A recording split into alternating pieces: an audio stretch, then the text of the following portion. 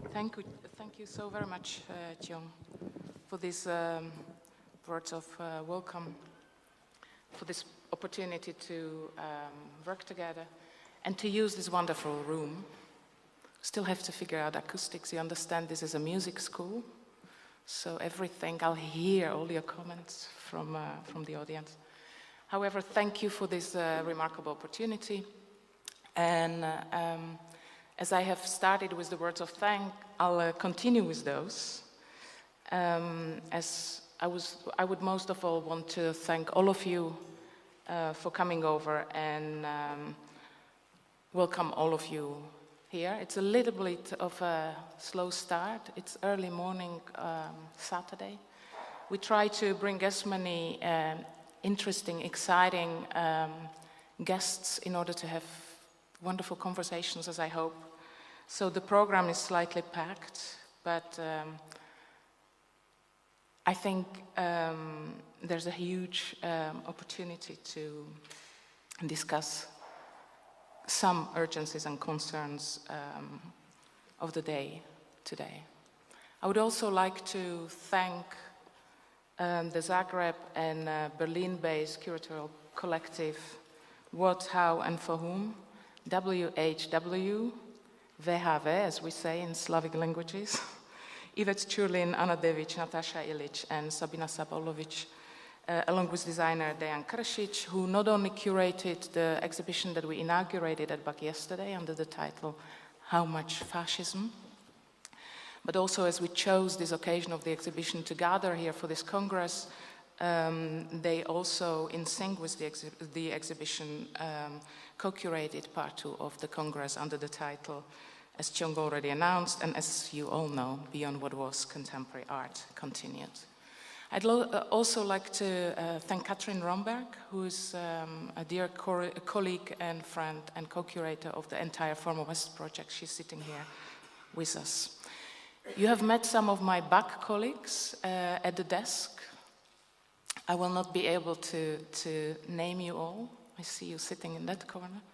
But I just want to thank you because you once again were prepared to go above and beyond the call of duty. And not only that, you did it with enthusiasm, enormous intelligence and charm.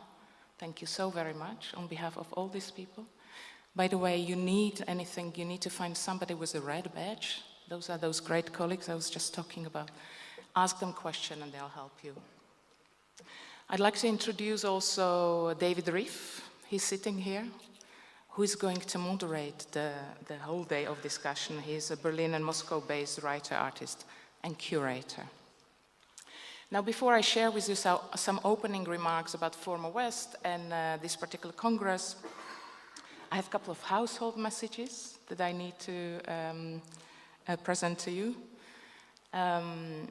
I know none of you intended to smoke inside the building, but please notice this is a smoke-free environment.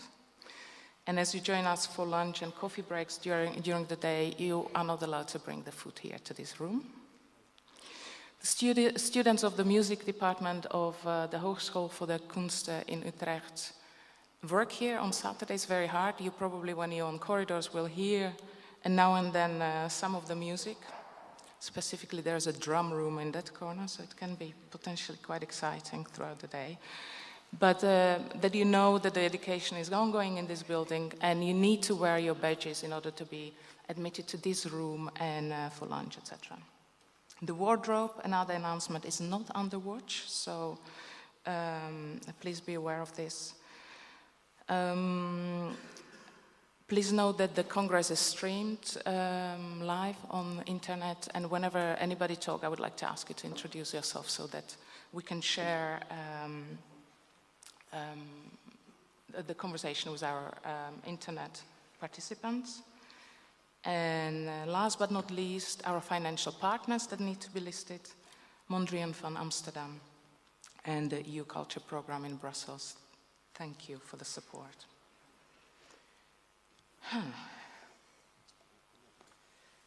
Let me then one more time say how thrilled I am to be able to welcome you to Utrecht. It's BAK's place of birth, as it were. And I'm thrilled to welcome you here, especially in the context of Former West, which is, per definition, an ongoing nomadic project, nomadic platform. It is a traveling project with a transnational purchase, and it engages in a variety of conversations with artists and theorists, works and thoughts from and in different locales, in order to convene around concerns we perhaps do not yet fully understand, but feel we must act upon, together with experts in the fields of art and theory who are working through these same concerns and the questions they provoke. Not only is Utrecht Bach's hometown, it is also an outstandingly hospitable and generous place, which, like no other place I know, and trust me, embraces art that is tightly intertwined with the production of knowledge, and supports art's political imperative to imagine things differently than how they are. It is therefore, I believe, a most engaging place from which to speak on the issues at hand. If Former West is an artistic and intellectual platform for thinking in time and acting as best as we can, in sync with the changing nature of society all around us, as it undergoes a radical transformation in terms of politics, economics, ethics, and aesthetics, literally before our eyes. It is formed through the complex and hybrid nature of projects that we see as an ongoing flow of various experimentations with the possibility of art. Whether these are research exhibitions, like the exhibition How Much Fascism that we inaugurated yesterday, or seminars, educational curricula, publications, or otherwise. The congresses in this context form a sort of a backbone of these efforts. They attempt to help us further the process of unfolding of knowledge, as well as organized knowledge accumulated throughout the Former West trajectory.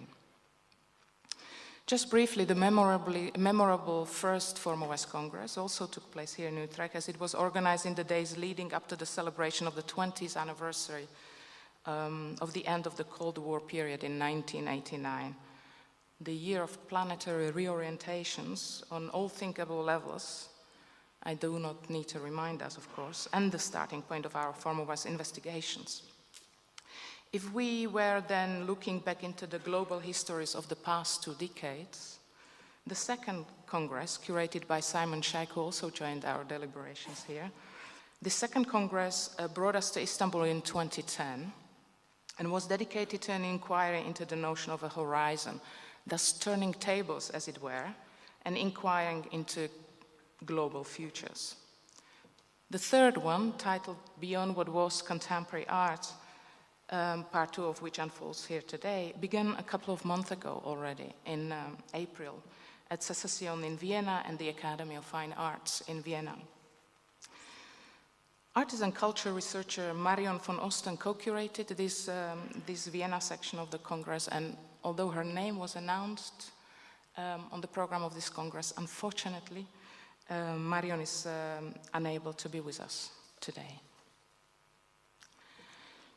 Now, it's largely to von Osten's credit that the Former West deliberations have been brought from debating the grand societal issues in the world onto the concrete terrain of contemporary art, asking how, really, does the propositional, emancipatory, and dehegemonizing tool of Former West help us rethink our own artistic culture and intellectual work? A lot has been said about the notion of Former West since we began our research in 2008.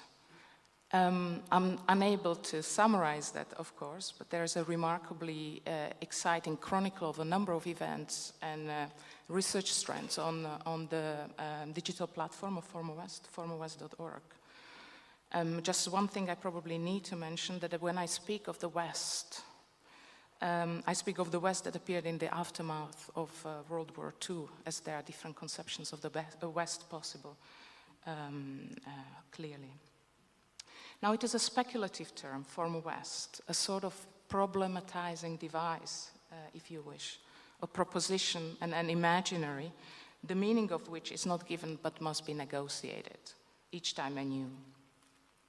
Now, many have argued that it is rather foolish to suggest that the West sees itself, or is at all capable of seeing itself, in its formerness, as, if not throughout the entire post-1989 era, that certainly for most of it, we have been faced with quite the opposite.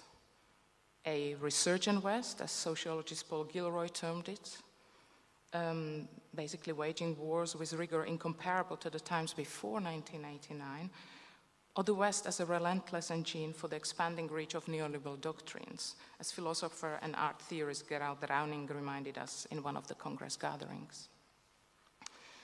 If from the outset of our project, Former West was aimed at symbolically undoing the so-called West, that is, undoing its persisting hegemonic character and underlining sentiment of domination, despite 1989's end of the Cold War tripartitioning of the world, today, I dare to say, fewer and fewer people doubt that Former West is becoming more of a reality. As curator Natasha Illich noted in one of our private conversations, your notion of Former West infuriated me at first, but it has now turned out to be prophetic. The West has become an old lady, yes, though she has aged very, very ungracefully. To say that such a changing constellation before us asks of us a changing set of questions and ways of responding to them would be a considerable understatement. Yet, despite the hardship and confusion that accompanies this aging ungracefully, this notion also invites a challenge to which I think we must rise, which is the task of continuing to contribute to the world, but from the position of constructive modesty, as it were, shifting the focus of discussion from crisis to productive possibility. That said, Former West is not a tool we use to engage with the so-called West alone. On the contrary, perhaps, we aspire to think through one world in relation, as poet and literary critic Edward Glissant would have it, in which the so-called West is but one of many provinces of the world. So, how does this bring us to what we want to discuss today, namely that which awaits us beyond what was contemporary art, as the title of the Congress proposes? Now, clearly, the institution of art itself has been implicated in the reality of the so-called West clinging desperately to its claims of hegemony. The question we want to ask is, could we harness the emancipatory potential of thinking Former West in the field of our artistic, curatorial, and theoretical practice of contemporary art? Could we go as far as to suggest formerness of contemporary art? Now, I believe it is possible to propose, though clearly not without its risk, that a particular brand of contemporary art emerged from within the fundamental historical change of 1989. While the term contemporary art has been used at various points throughout the previous century to signify art produced in those respective moments, here contemporary art, let's say with capital C and capital A, comes into being as an art historical period in its own right, and as an ensemble of hegemonic practices that hold onto the Western structure of domination in aesthetic, culture, political, and economic terms. It has occasionally been argued that contemporary art is now one of the dominant sources of iconographic representation of neoliberalism, and that whether through affirmation or critique, contemporary art functions as a set of standardizing, normalizing procedures for the all-encompassing ideological system that fathered it. This speculative proposition, drawn here, I know, with unforgivably broad strokes, requires serious consideration and research. No doubt about that. Yet before doing so, perhaps a more fundamental question needs to be tackled, as has been raised during the Vienna part of this Congress, in the closing keynote by writer, curator, and organizer Irit Rogov, who asked, when they say art, just what on earth do they mean? The period of the last 20-odd years saw an endless accumulation and proliferation of multiple practices and incommensurate protocols that produce the confusion of one word which has contradictory meanings for so many of the stakeholders within the field, stated Rogov. It is, I quote, a part of living through a major epistemological crisis. Now, how to go beyond this additive mode, we'd like to ask with Rogov, and I quote, At whose heart is a very old Enlightenment conceit that culture institutions are universalists and infinitely expandable, that they can stretch and expand to include every one of the excluded, elided, and marginalized histories. This conceit updated to the realm of post-slavery